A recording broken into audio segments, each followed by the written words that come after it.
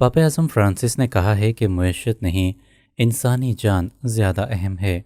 उन्होंने ये बात ईद पेंतिकोस्त के दिन कही, जब वो चंद माह के वक्फे के बाद दुआया कलमात की अदायगी और मोमनीन से मुखातिब होने के लिए रवायती खिड़की पर आए।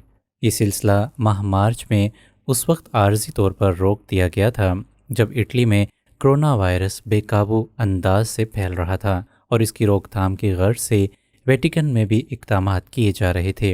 वेटिकन में सेंट पीटर स्क्वेयर्स को मोमनीन के लिए आर्जी तौर पर बंद कर दिया गया था।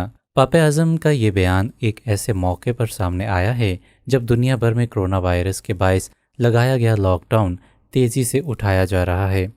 ख्याल रहे कि इटली में 3 माह बाद लॉकडाउन में नरमी की गई है। इस मौके पर पापा आज़म ने कहा, लोगों की तकलीफ़ दूर करना अहम है, ना कि पैसे बचाना ज़्यादा अहम है। लोग मुआशियत से ज़्यादा अहम हैं। उन्होंने कहा कि मुआशियत नहीं बल्कि हम इंसान खुदा की मखलूक हैं।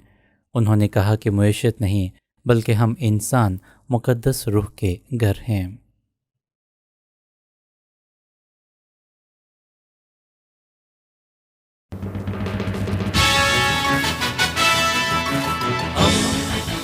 दोस्ती का पैगंबर रेडियो वेरितास एशिया।